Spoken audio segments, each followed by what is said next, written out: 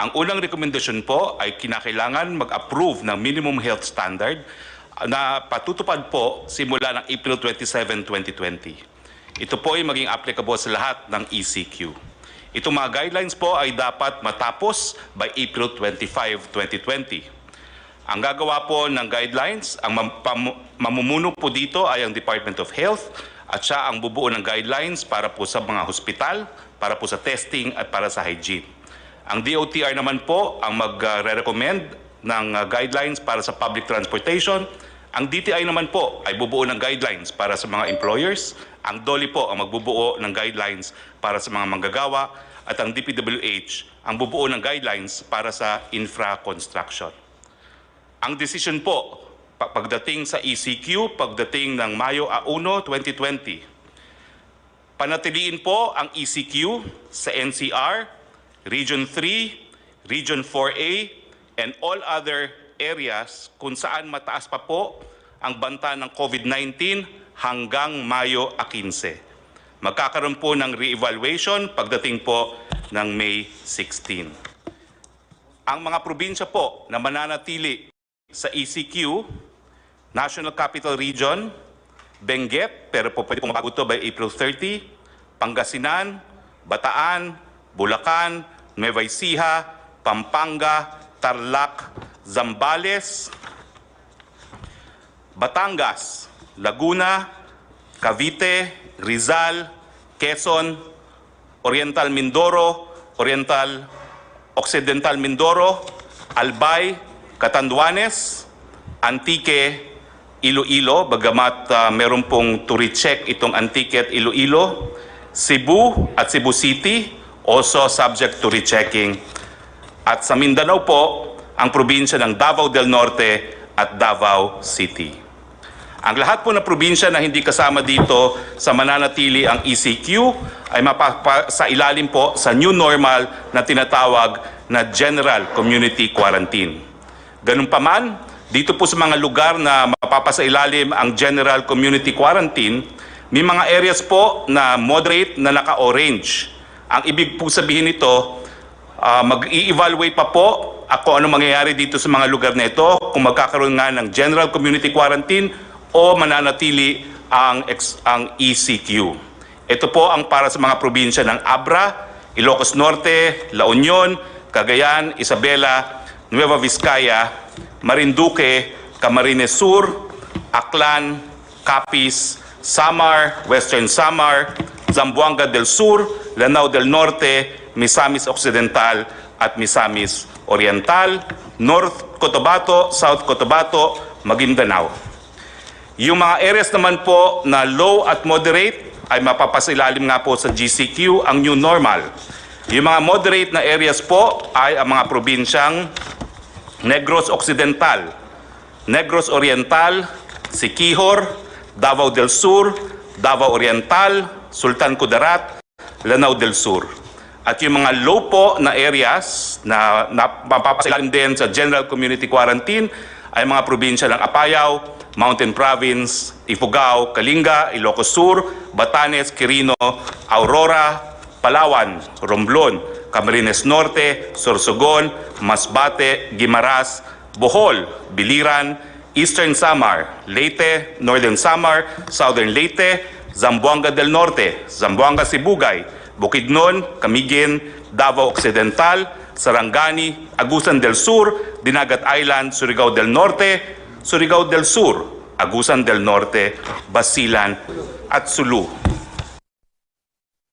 Ano po ang recommendation sa mga areas under General Community Quarantine? Ito po yung mga lugar na hindi na mapapasailalim sa ECQ. Pwede pong magtrabaho ang mga manggagawa sa Sektor 1, 2, and 3. Ito po yung gagawin on a work-in phase. Yung mga bata po, edad 0 hanggang 20, at yung mga matatanda, 60 and up, and high health risk, mananatili po sila sa kanilang mga tahanan. Papayagan po ang mall opening covering non-leisure shops. Papayagan po yung mga priority and essential construction projects na mag-resume. Papayagan po ang mga non-workers to go out to buy goods and services except those pertaining to Sector Category 4, yung leisure at mga kabataan. Papayagan din po ang public transport na mag-operate at reduce capacity at ang LGU po to enforce curfew at night dun po sa mga hindi manggagawa. For GCQ areas, General Community Quarantine, i-consider po ang reprioritizing ng SAP cash subsidy towards ECQ areas. Ibig sabihin, yung SAP po na para sa areas na hindi na po under ECQ, syempre po yung cash subsidy, kinakailangan pag-aralan na ibuhos doon sa mga areas under ECQ pa rin. Yung mga GCQ areas, consider to allow na po yung high school, higher education institute, HEI school year to finish and give credentials to students. Sa ECQ and GCQ areas, bubuksan po ang mga paliparan at ang mga puerto para sa mga goods lamang. Yung option po to shift to GCQ sa mga moderate to low risk area by industry. Nagbigay po sila ng rekomendasyon na 100% opening para sa agrikultura, fishery, forestry, sa food manufacturing at lahat po ng supply chain including ink, packaging, raw materials, sa food retail, supermarket, restaurant for takeout and delivery only, mga hospital, logistics, water, energy, internet, telecoms, media. Yung opsyon naman po sa GCQ, sa moderate to low risk area by industry, ang rekomendasyon po ay buksan from 50 to 100% opening. Yung other manufacturing po, gaya na electronics and exports, yung e-commerce and delivery for essential and non-essential items, yung repair and maintenance services po, housing and office services. Yung option po to shift to GCQ in moderate to low risk area by industry, consider po na buksan hanggang 50% on-site work and 50% work from home. Mga financial services, BPO, other non-leisure wholesale and retail trade, other non-leisure services. Yung option po sa low risk to moderate areas na buksan by industry, consider for 100% closure.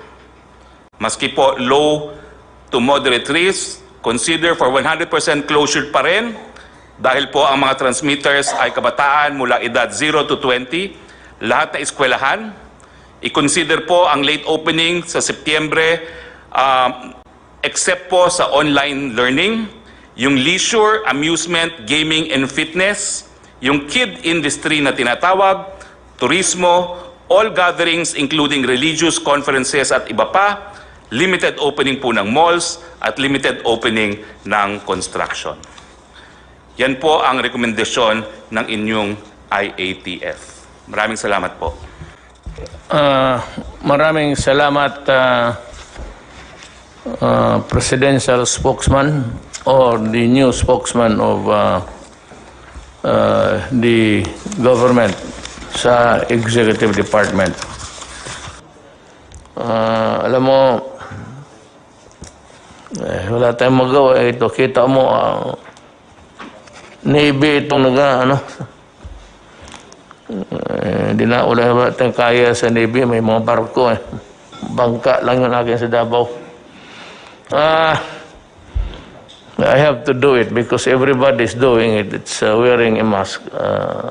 Ni ako mismo, hindi ako, I cannot guarantee or anybody else for that matter in this table na hindi tatamaan. We are all at risk. But do not increase the odds or the chances of getting it. I never said I will declare martial law kasi martial law para lang yan sa mga rebelde, para sa mga komunista. Now, let me be very clear on this. If itong lawlessness which has imposed on us by the NPAs for the longest time, 53 years, baski saang probinsya may NPA. Kanina o kahapon, 2 army nag-escort para i-deliver ang supply sa mga tao, pati pera, pinatay ninyo. If that is not lawlessness, what is that? Tell me.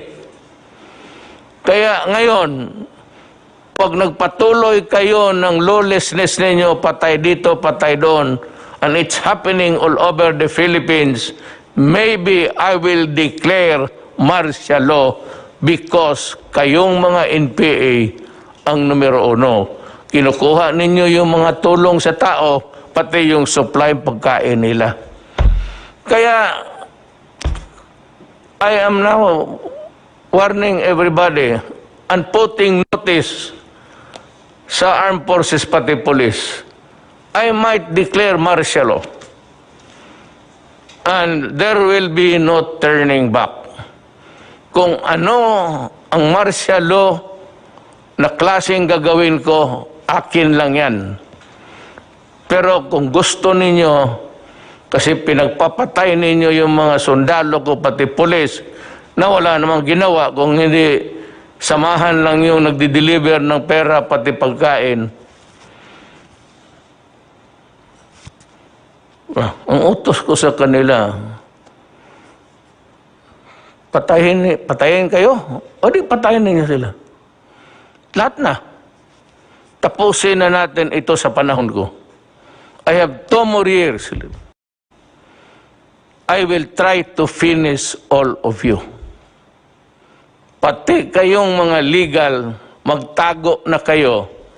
Huwag ninyong sabihin, putang ina na wala kayong, you know, you're bullshit, you're the legal France. Sa inyo, kumukuha kayo ng pera. Ang mga negosyo dito na malalaki sa Pilipinas, nagdideposito ng pera yan sa bangko, sa account ninyo. Kinukuha ninyo yan. Yan ang totoo dyan. Kaya nabubuhay yung NPA. Pati pa yung extortion ninyo doon sa labas. Marami kayong pera. Alam mo, ang gobyerno ayaw niyan. Government is very jealous. There is only one entity who can collect taxes. It's government. And that money must be put to good use. O hindi naman kami, kung hindi ka makabayad, wala naman kami pinapatay. Kung wala talang ikabayad, anong gawin natin? Wala naman kayong nabalitaan na kulong. So, we do not do that. But do not force my hand into it. Kaya kung hindi, pag martial law, lahat kayong mga legal fronts, magtago na kayo. Magtago na kayo. Huwag ninyo akong bulahin. Galing ako dyan. Alam mo yung karapatan noon, ang unang, ang predecessor na tinatawag nila was the Committee of Justice, Freedom, and Democracy. In Davao City, I was a fiscal, but I was handling the karapatan noon sa Davao. For the reason na hindi ko nagustuhan yung klaseng pamaraan sa gobyerno. It was a dictatorship and it was not really, hindi naman tayo sinira ang demokrasya. Kaya kung sabihin ninyo na sisirain ko ang demokrasya, hindi. Lulutasin ko ang demokrasya sa inyo. You made it impossible for me to move. At gusto ninyo ipasok muna yung mga demand. Ayaw naman ng military. Binigay ko sa military yung papel ninyo. Sabi ng military, ayaw nila. Sabi ko, you explain to me bakit. So I gave them about 2 hours explaining to me bakit. Bakit hindi pwede yan? Ganito yan, sir. Sabi ko, sige, naniwala ako sa inyo. And I'm calling the armed forces to invent something more to innovate so that the soldiers will not be at the mercy of them. Pag dalawa lang yung sundalo, kawawa naman. Magdating yan doon, they will just swoop down isang 10, wala talagang lawan. Kaya sabi ko, at this time, the armed forces should go into innovations. Sabi ko, wag ka mag-surrender, ha? Kayo mga NP, do not ever raise your hands. Kasi ang order ko, kung lumaban ka na. Wag kang mag-surrender. Napunta tayo dyan kasi galit ako kasi pinapatay ninyo yung tulong sa tao. Yung tulong sa tao will continue. We will not reduce the volume at this time, but we are running low of funds. Secretary Dominguez might want to tell us what he is doing and planning to do so that we can have the level of the money supply so that we can maintain our assistance to everybody. Sani, Tagalogin mo lang, Sani. Maraming salamat, Mr. President. Ang katotohanan po, ang budget natin para sa 2020 ay 4.1 trillion pesos. So far, ang nagastos po natin is already for this COVID is na hindi natin plinano ay 352.7 billion pesos na. At masasabi ko po na so far na-finance natin itong amount na-finance natin partly sa tax collection, pero bumababa na ho yung tax collection natin. Ang balanse, pininanso natin sa sarili nating savings at humiram pa tayo ng pera sa mga multilateral agencies kagaya ng ADB at World Bank. So far ho, sufficiente po yung cash natin, pero naiipit na po tayo sa budget allowance natin. So yan po ang problema natin ngayon. May cash ho tayo, pero wala ho tayong authority gumastos ng ganong kalaki. So we're making sure na lahat ng gastos natin ay number one, for the benefit of yung pinakamahirap sa bayan natin, at rinireserba ho natin yung balanse para sa mga build projects natin, para pag natapos na itong COVID, may pera tayo pang invest sa build ho. At saka we will create jobs and we will create business opportunities with that. Thank you ho. Actually, what Sunny is telling us is that there's money for now. Because, alam mo, yung budget nga natin, yung ginawa last year to be implemented now, walang COVID dyan. So, Department of DSWD, Highways, Department of Trade and Industry, Health, nakaplantsa na yan. So, ngayon, pagdating ng COVID, tanggalan ko yan ng mga proyekto dito sa highways. Yung highway dyan, wala na muna yan. Sabihin ko kay Tugadi, huwag na muna yan. Minus.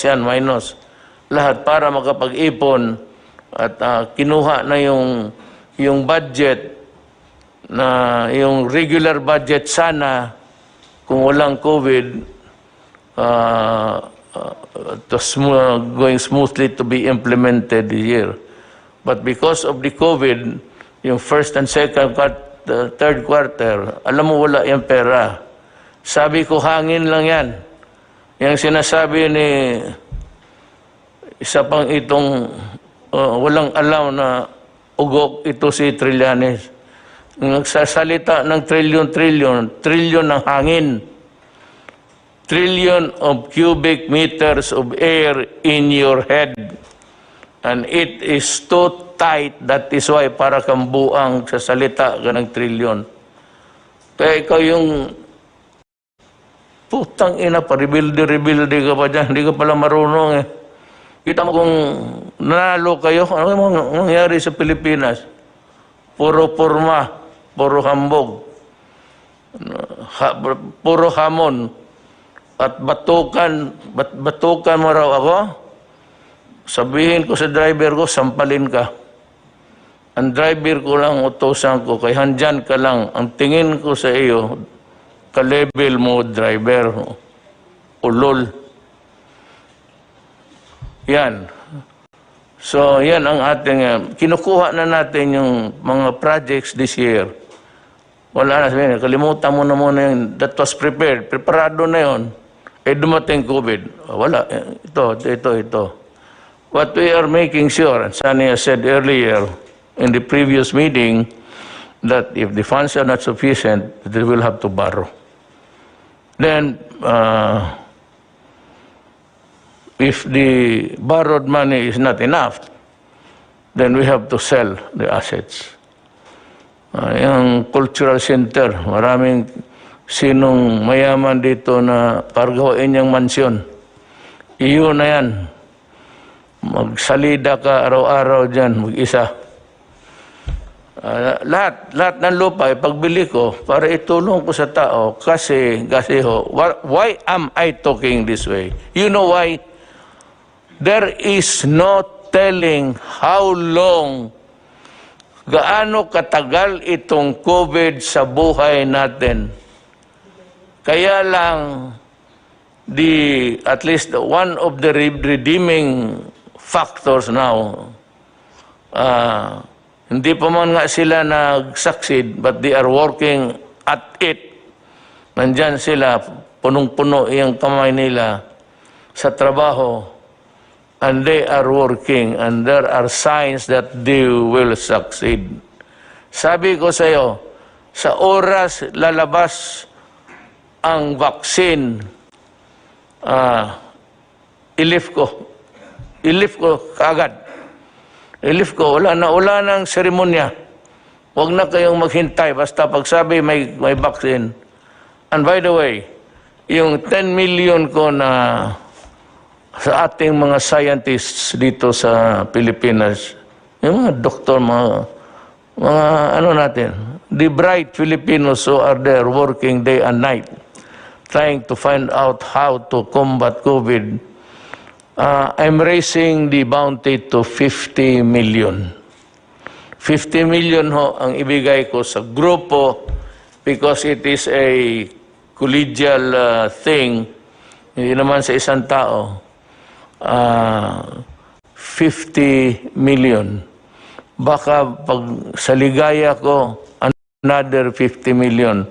So that's, pagka may nandyan na, kung maligaya ako masyado, di 100, puro kayo milyonaryo. Huwag kayong mahiya, tanggapin yan. Total, sabihin, Mayor, ginawa namin ito para sa bayan. Sabihin ko ito, isauli ko ito kay Dominguez. Gusto niya, hindi na ito, maibalik. Sige, Mayor. Yung kaya mga bata, you have can put the money to good use. Oo. Basta ako ngayon, 50 million ako. Kung ang Pilipino makakuha ng, yung alam ng Amerikano, yung mga puti, yung sa Europe, alam rin ng Pilipino yan. So, pabilisan lang yan. That is why I said, I'd like to ask do they need to funding to continue working, sir. Itong mga scientists natin working at the vaccine thing, do they need a funding? Yung pong PCHRD, which is I think attached to the Department of Science and Technology, meron naman po silang pondo para sa pagpapatuloy na pananaliksik o research for vaccine production.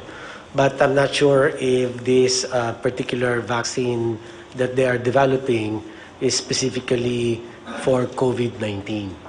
Aalamin ko pa po kung isinama na po nila ito sa kanila pong kasalukuyang research work. Well, anyway, whatever it is, as long as they are working on to find out, to discover COVID, it does not really matter to me. What matters to me is the let me use that, is the dedication and the load of work that they are performing.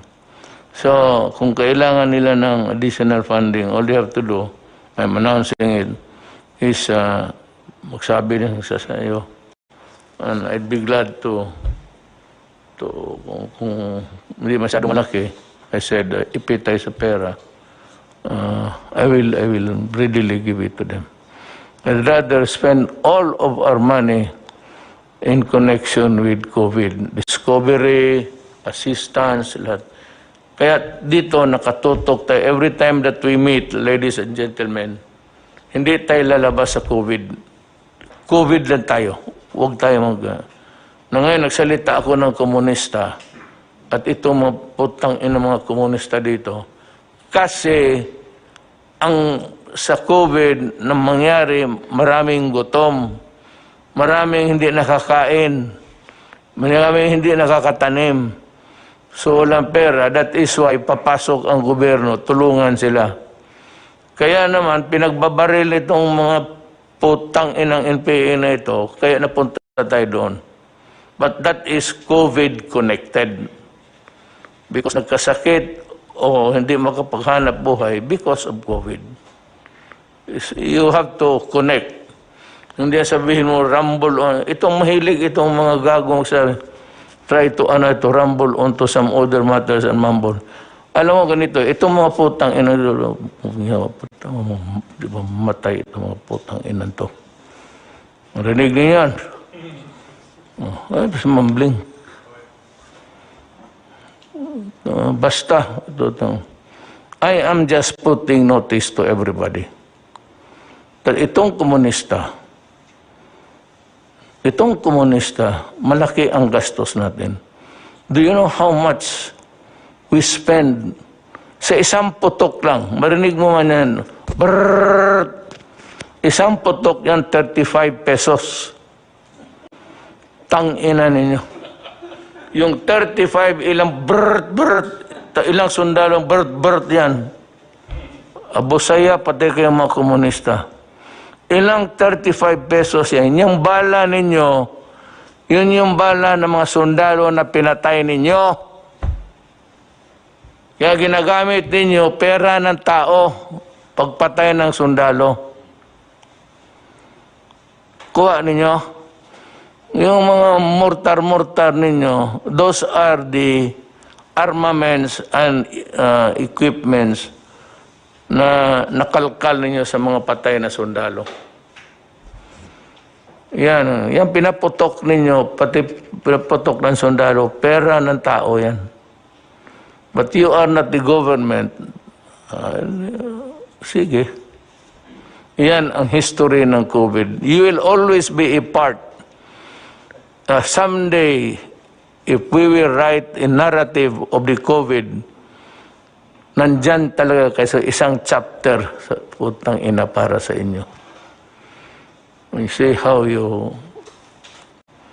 punish the Filipino people for your ideology. Kayo mga NPA na kikinig, sumurinder kayo. Kagaya ng ginawa ko sa Mindanao. may bibigyan ko kayo ng bahay, bibigyan ko ng hanap buhay. Huwag ninyo agawin yung assistant dyan. Kaawa naman yung tao. Pagkain nila yan, kunin ninyo, wala na. Para na rin pinatay mo yung mga pamilya dyan sa mga lugar na hindi maabot ng sundalo. Ang nakakarating dyan yung mga ano lang, walang armas yung mga DSWD.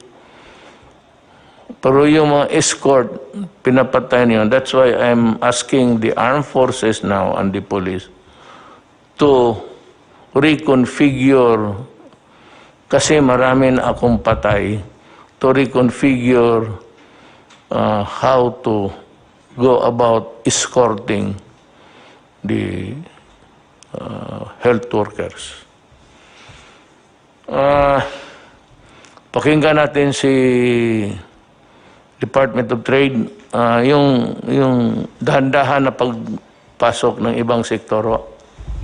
Magtagalog na lang po kayo. Okay po. Dito po tungkol sa ECQ. Sa quarantine. You ease up the quarantine to allow certain sectors. Ikaw ho ang nakaalam niyan. Opo. You know better than us. So, Opo. Mr. President, ang maganda hong nangyari ngayon, even under the enhanced community quarantine, para po hindi tayo magkaroon ng kakulangan sa pagkain, pinagpatuloy ang pag-supply ng food production, pinagpatuloy ang paggawa ng mga pagkain. Tulad ng mga canned sardines, gatas, instant noodle, yung mga basic manufactured products, para parating marami hong supply sa grocery and supermarket. Dahil po kahit community quarantine, ito po yung mga inalaw na mag-operate. So inalaw po ang food production, inalaw po ang mga essential products tulad ng sabon for hygiene, sabon, shampoo, pati ho yung essential din po yung mga alcohol para ho sa mga panahon ngayon. Yung iba hong hindi essential products, hindi ho muna natin pina-operate in keeping. Dahil po gusto po natin ang mga taong bayan as much as possible nasa bahay. Kaya ho piling-pili lang yung pinayagan natin, yun dun lamang sa makakatulong sa food availability. Hindi tayo makaka-shortage, kaya pinapaalala natin sa taong bayan na huwag magpapanik dahil kahit ho naka-enhanced community quarantine, ay napakadami ho nating pagkain, yung supply. In fact, dahil sa pagmi-meeting ng ating IATF, eventually, inaalaw po natin kahit lagpas 50% yung skeletal workforce. Hindi na skeletal workforce na 30% lamang ang allowed. Kailangan more than 50%. Ibig sabihin, maraming tao. Para ho, ang ating production rate umabot sa 80 to 100%. So, para hindi magkaroon ng shortage. Pangalawa ho, yung ating mga finished good inventory, yung mga gawanan na produkto, ay more than 2 weeks, 2 linggo equivalent. Hindi tayo magkukulang. At yung raw material na ipoproduce pa lang para gawing finished goods, mga 45 days, lagpas sa 1 buwan. So, ibig sabihin ho, marami ho tayong pagkain. So, yan po yung mga iba sa mga inaalaw ngayon na dito sa environment ng ECQ, food products, essential products. Allowed din po siyempre yung iba hong operation tulad doon ng mga bangko para ho may mga gusto mag-withdraw sa ATM, may mapa-i-allow po yon. Siyempre po, agriculture products, doon magsisimula yung pagkain, allowed din po yung mga ganitong activity. Ang nakabitin na lang po ay yung sa construction, yun po yung pag-uusapan pa moving forward, pati ho yung sa mga SMEs, yung mga malls. Kasi ho, pag yun ho, maramihan kasi, kaya worried din ngayon po yung grupo natin kung i-open ho ba natin ito dahil contrary to dun sa gusto natin mangyari na panatiliin sa bahay ang mga taong bayan. Pero ho, ito ho ay pag-uusapan pa. Yung mga iba hong mga essential activities, so inaalaw naman po during the enhanced community quarantine. Ang isa pa hong sinisigurado natin ay ang pricing, wala hong profiteering or wala rin yung nagsasamantala sa hoarding. At diyan po, nagsama-sama po ang DTI, ang PNP, CIDG, NBI, DA at saka DOH. Diyan po marami, over 500 na po ang ating mga nahuhuli na mga profiteers at mga hoarders. Kaya babalaho talaga yan. Ay, isa pa hong magandang nangyayari ngayong ECQ ay yung mga manufacturers natin na re-repurpose. Yung mga dating hindi gumagawa ng mga face mask or hindi gumagawa dati ng mga personal protective equipment, ngayon ho ay gumagawa na sila. Tulad ho nung mga mask na suot natin ngayon, ay yung iba ho dyan ay ginagawa na ng mga manufacturers natin ngayon. Kahapon lang ho, Hanap ka, bigyan mo sana. Kahapon lang ho ay inalaw po natin, nag-turnover tayo ng 10,000 pieces ng PPEs out of the 300,000 na PPEs at yun po yung donation po ng San Miguel Corporation para ho sa PGH, tinurnover po natin sa DOH.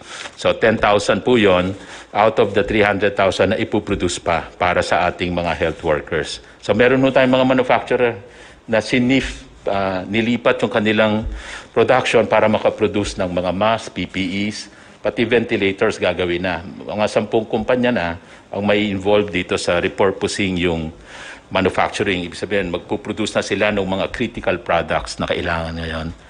And moving forward lang po, last 2 items, marami ho tayong piniprepare na tulong sa MSMEs, micro SMEs, lalo na pag na-lift na itong ECQ. Nandyan ho yung pauutangin sila, low interest rate, dun po sa inyong programa na P3, Pondo sa Pagbabago at Pag-asenso.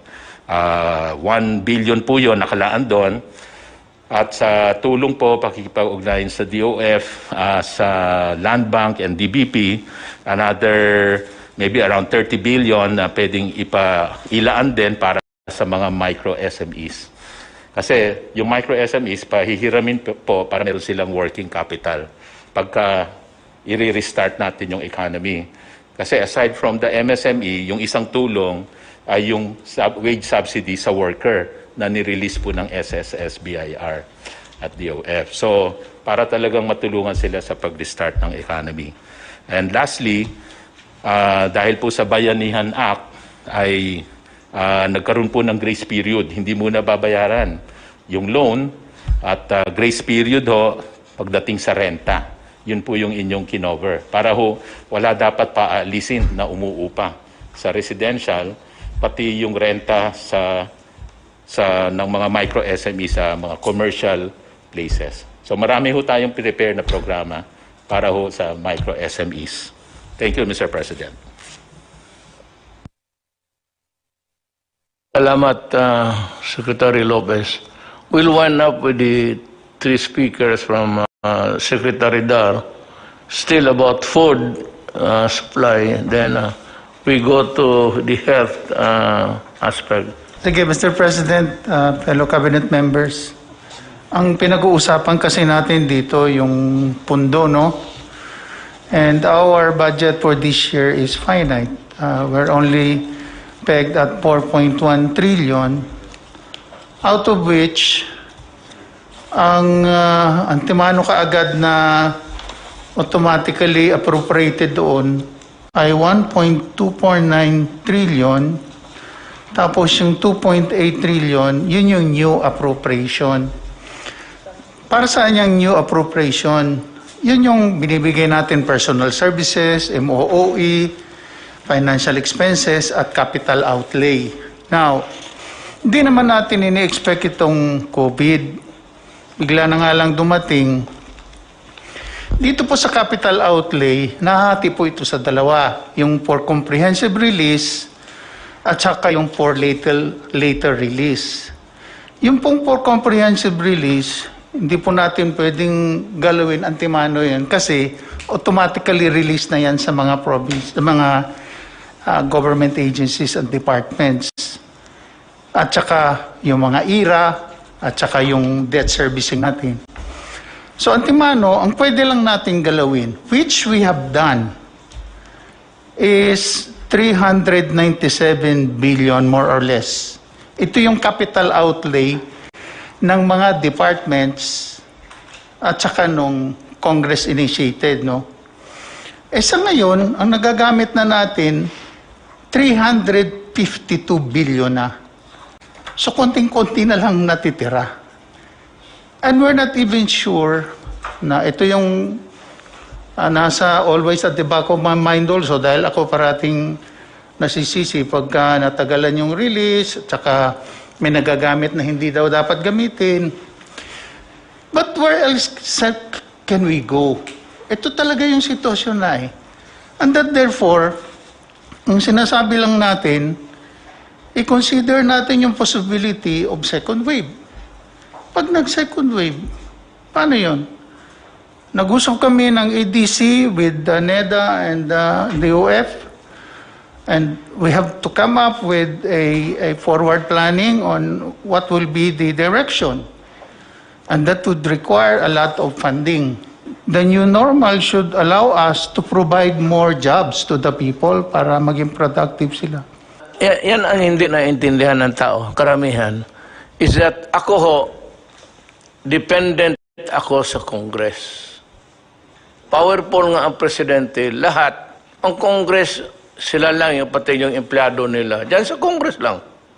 Yan na sila. Pero itong Congress, especially yung lower house, ika nga sa English, the purse.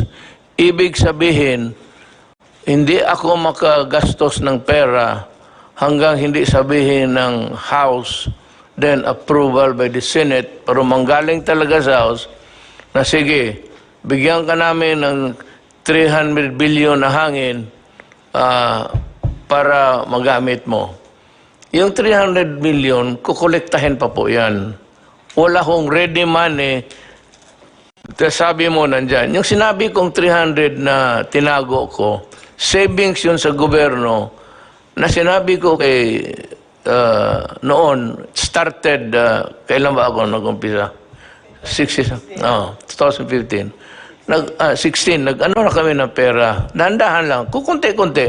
Saving, parang alkansiya, mag-alkansiya kasan. Kaya mayroon na kaagad akong ready. But yun naman was not really for the purpose of spending for the COVID. Because wala pa naman ang COVID noon. It was a non-existing alien. And hindi natin alam.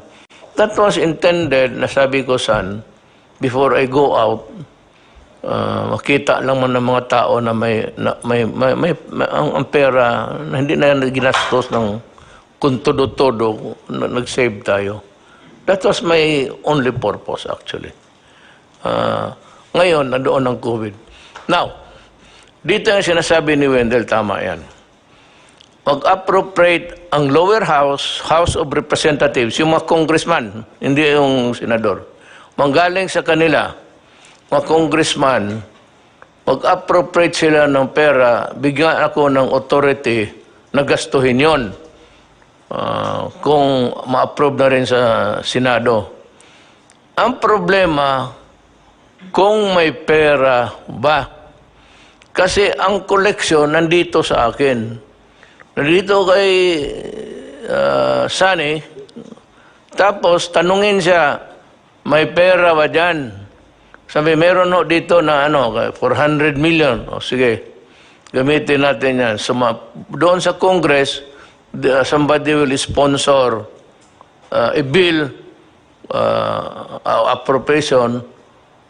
It has to be sa budget. Ang sabi ni Wendell na tayo supplemental budget. Kung may pera, pero kung walang i-appropriate because there is nothing to appropriate. Wala tayong ma-appropriate kung walang pera.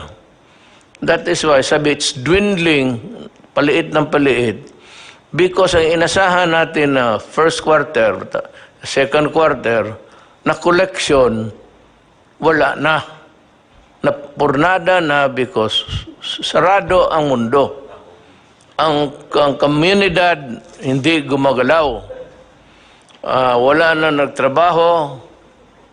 lahat tayo, pati ako sa puro papel, isang katerbang papel, yun lang man to, dinala sa bahay ko, babasahin ko lahat yan, hindi ako nagpipirma ng hindi ko nababasa.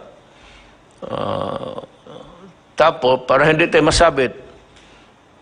Tapos, yan ang trabaho ko. Wala nagtatrabaho. So, yan ang problema ngayon. It's really a question of money. Money has always been since time immemorial. Now, remember that wala kaming hangarin na pigilin yung pera. It's not ours, it's not anybody's money, but it belongs to the Filipino people and should be spent for the welfare of the Filipino people. Hanggang dyan lang. Now we go to Secretary Dar to see how the agricultural sector is coping up. Thank you, Mr. President. Marami pong salamat.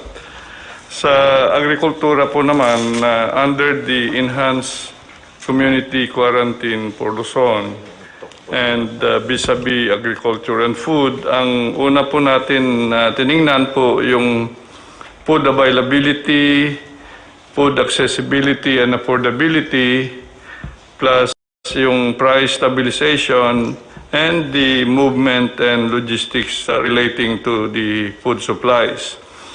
At the initial stage, Mr. President, ng ECQ, may opening naman ang agrikultura, skeletal level, but even with that, of course, we were practicing again all the health or quarantine measures, may physical distancing at saka din paggamit ng face mask.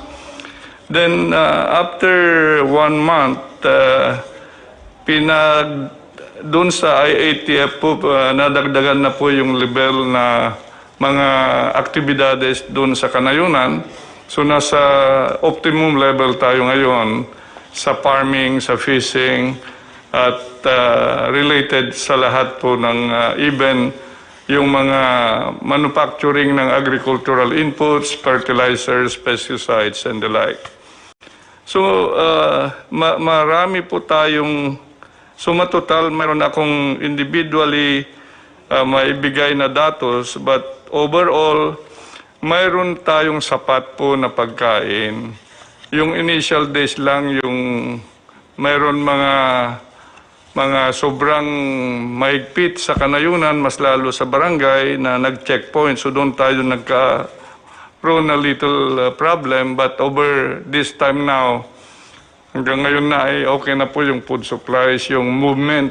Kasi simulat sa pool naman, ang ITF ay nagsabi na there is unhampered movement ng mga cargoes, both food and non-food. So sa bigas po, ang rice outlook natin dito sa taon na ito, mayroon tayong demand na 14.6 million metric tons. Ang supply ay 17.9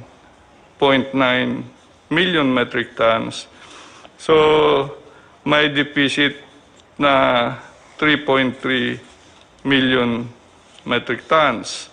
Pero gumawa na tayo ng mga hakbang para ang ending sufficiency level natin sa taon na ito ay from a level of 87% lang po kasi ngayon yung naproproduce natin dito sa bansa. Pero with now the additional 8.5 billion pesos for the Rice Resiliency Project, it will bring us to 94% po yung domestic rice production natin. May isang ano lang ako, bago ko makalimutan, isingit ko na lang. And I have asked Bong to talk about this because he was the one he was the proponent who submitted it to me. Bong. Magandang gabi po. Habang patuloy nating nilalabanan ang COVID-19, paghandaan na natin ngayon pa lang ang new normal, nananawagan ako sa pamahalaan na mag-umpisang maglatag ng programang Balik Probinsya at iba pang hakbang na magbibigay insentibo sa ating mga kababayan na lumipat mula sa Kamaynilaan at ibang malalaking lungsod papunta ng mga probinsya. Nakikita naman natin ang naging masamang epekto at hirap dulot ng sobrang pagsikip ng mga tao at pamamahay. Katulad sa Metro Manila, mas mabilis kumalat ang sakit at mas nahihirapan ang ating national government at ang mga local government units na alagaan ang lahat ng apektado ng krisis na kinakaharap natin. Marami pong stranded, hindi sila nakaka-uwi dahil inabot na po sila ng enhanced community quarantine at maraming hindi nakakatanggap ng social amelioration dahil maaring magduplicate po kasi yung pamilya nila ay naiwan po doon sa probinsya. Marami na tayong natutunan sa krisis na ito tulad ng hirap sa dulot ng pagkumpul-kumpol ng tao sa mga syudad. Simulan na nating paghandaan at tuluyan na nating aksyonan ang isyong ito at huwag nang antayin pa na mas lumala pa ang problema. Kailangan magkaroon ng gobyerno ng long-term solutions upang matugunan ito. Dahil sa kakulangan ng pangmatagalang urban planning at rural development sa mga nakaraang dekada, nagsipuntahan ang maraming mga probinsyano sa mga malalaking lungsod dahil andon ang oportunidad sa hanap buhay. As soon as the enhanced community quarantine is lifted and travel is gradually normalized, the government must encourage Filipino families to move out of Manila and other metropolitan areas. Government must provide them the means and incentives to go back to the provinces for good. LGUs must also ensure that necessary quarantine measures and mass testing for COVID-19 are in place to prevent those possibly infected from spreading the disease. Ilipat natin ang mga tao sa tamang panahon at kapag sinabi na ng ating health experts na ligtas na gawin ito, pero ngayon pa lang kailangan ihanda na natin ang ating mga probinsya. Dapat masiguro na may kapasidad ang mga probinsya na maalagaan sila at mabigyan ng matitirhan, makakain at ikabubuhay. Mapapagaan rin natin ang pinapasa ng mga syudad kapag nabawasan ang tao sa lugar nila. Katulad ng mga illegal settlers ngayon, dikit-dikit talaga yung mga bahay. Kung hindi natin ito aksyonan agad, hindi matatapos ang problema natin sa kalungsuran. Sa programang Balik Probinsya, mapapabilis din natin ang pag-unlad ng mga kanayunan. Sa paghihikayat sa mga mamumuhunan na magbukas ng mga negosyo sa mga lalawigan, magkakaroon ng mas maraming oportunidad ang mga kababayan natin.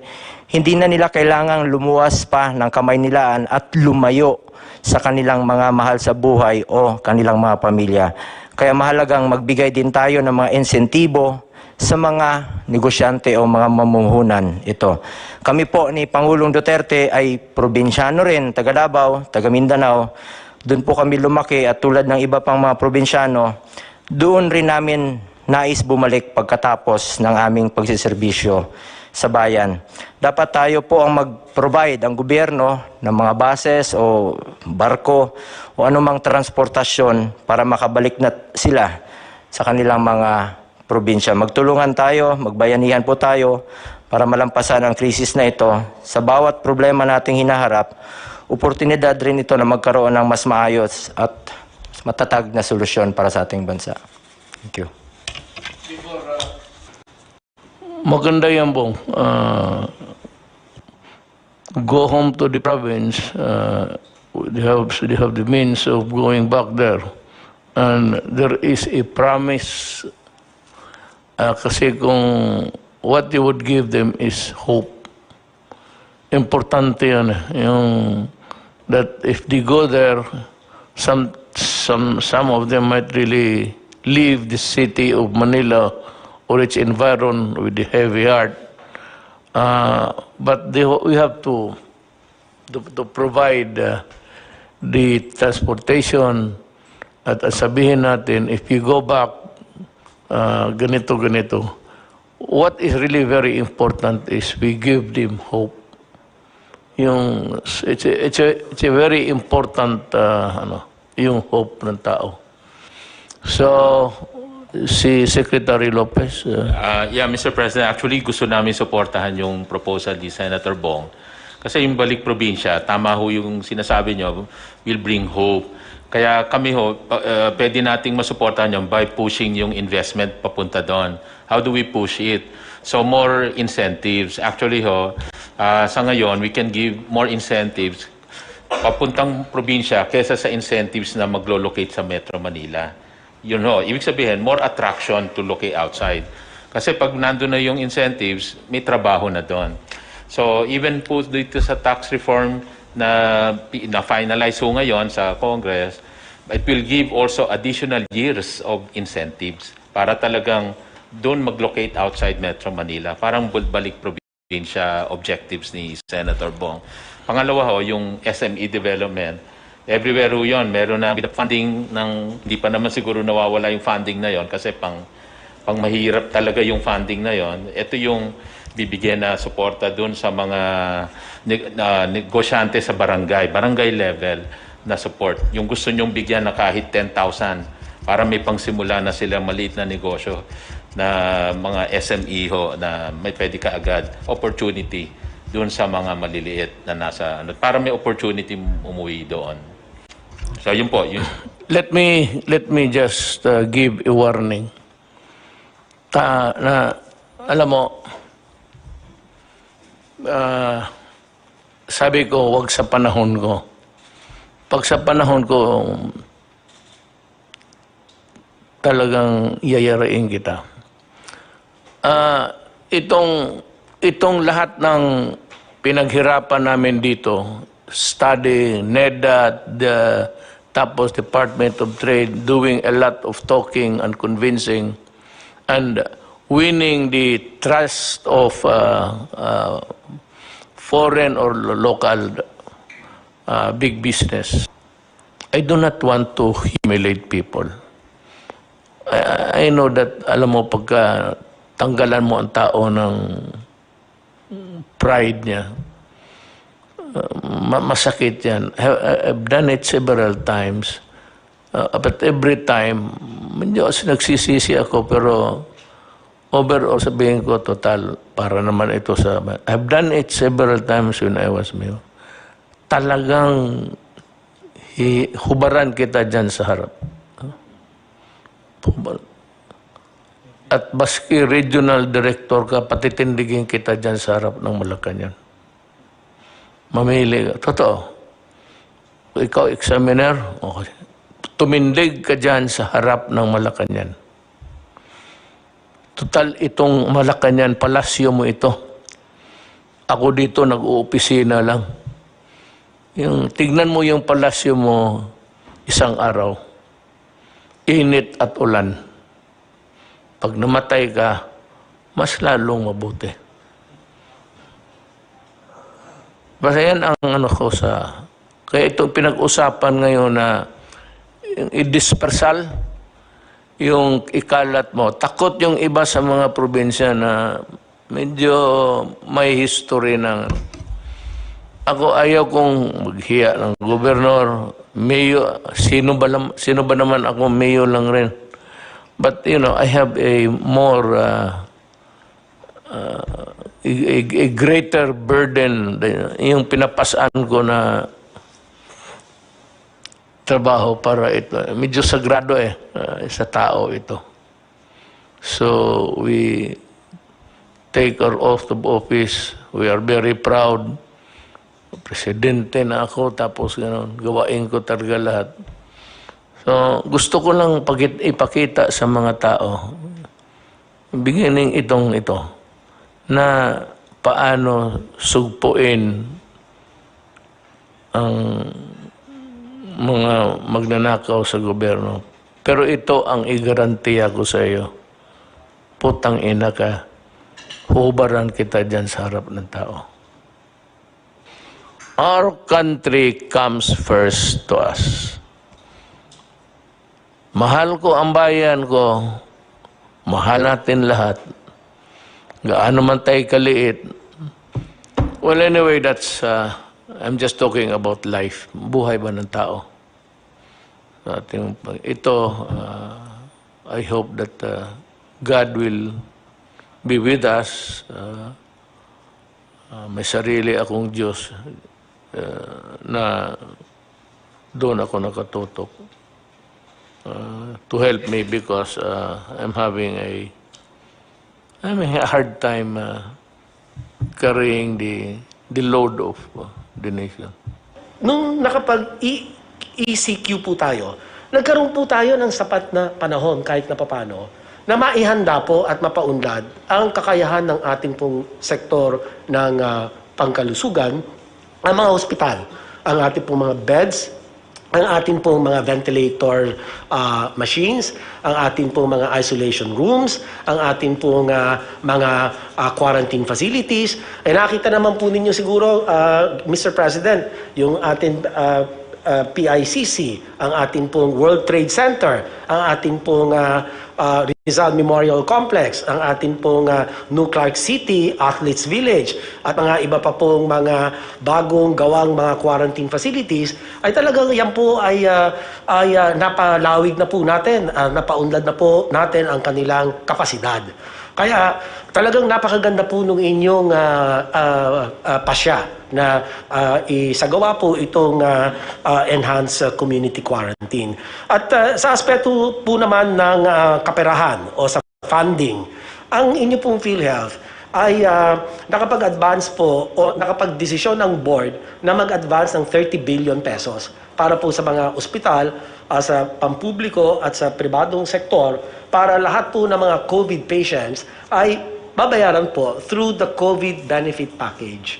At in fact, ang board po ay nagpahintulot din na itaas, gumawa ng COVID benefit package, yung mild 43,000, yung moderate 143,000 per COVID patient, and for severe to critical, kaya pong bayaran ng PhilHealth up to 780,000. So inihanda po natin pati ang funding para po sa ating mga COVID patients. So sa pangkalahatan po ay ito po ang ating mga ginagawa, at para naman po doon sa binabalak, batay po sa rekomendasyon sa inyo na i-extend yung enhanced community quarantine, okay po yun. Suportado po namin yan. Kung meron naman pong kinakailangan na luwagan yung mga lugar na sa kasalukuyan naka-enhance community quarantine, ay siguraduhin lang po natin na yung mga pamantayan ng kalusugan or minimum health standards ay dapat pong nakatalaga bago po magluwag. Dahil sa bandang huli po, ang kalusugan ng taong bayan po ang atin pinangangalagaan higit po sa lahat. Maraming salamat po, Ginoong Presidente. Salamat, Secretary Duque. Magtanong kasi ang tao, ang interesado ninyong gustong lumabas sa bunganga ko, kailan ba talaga ito matapos? Ang COVID ho, hindi matatapos yan. It will be here and it will stay until kingdom come. Pero pag may bakuna na, baka sakali nga mauna tayo, ma-involve din yung ating mga scientists to work overtime to come up with a vaccine. COVID equals vaccine. Period. Siguro nasabi naman ng lahat ng dapat sabihin, and the things that you must know and need to know, nasabi na po namin. And one thing I can assure you, that we were just waiting for the right time. Tiisin lang muna natin. Ako nakikiusap na sa inyo para lang ito sa bayan. Because we are trying to limit the contamination. Kasi sinabi ko itong 6,981, pag ito ang nagkalat, ako, magpaproblema po ako. Mas lalo. Pero ito bumababa na ngayon, mas maraming recovery by 722 as against 462. So, lahat ang sinasabi namin dito, totoo, walang sobra, walang kulang. At alam ninyo ang ginagawa namin. Kung nagustuhan ninyo, magpasalamat kami. Pag sabi ninyo kulang, then humhimi kami ng dispensa. We'll try our very best next time. Thank you. Maraming salamat po. Matapos pong makipagpulong ang ating presidente sa mga miyembro ng IATF, tinanggap po niya ang rekomendasyon ng IATF na ilagay po sa patuloy na ECQ ang NCR, Region 3, Region 4A at iba pang mga lugar hanggang Mayo 15 po. Ang mga lugar pong ito ay ang probinsya ng Benguet na po pwede pa pong magbago by April 30, ang NCR, ang Pangasinan na po pwede rin pong magbago by April 30, Bataan, Bulacan, Nueva Ecija, Pampanga, Tarlac, Zambales. Yung Tarlac at Zambales po pwede pa rin magbago by April 30, Batangas, Cavite, Laguna, Rizal, Oriental Mindoro, Occidental Mindoro, Albay, Catanduanes, ang Antique at Iloilo, pareho pong pwede pang ma-recheck, ang Aklan at ang Capiz. Pati na po ang Cebu at ang Cebu City na subject din to rechecking. Ang Davao del Norte, Davao City at ang Davao de Oro po na subject pa rin to resetting. Lahat pong probinsya na hindi napasama sa listahan nito ay mapapasailalim po sa General Community Quarantine. Maraming salamat po. Magandang araw po sa inyong lahat.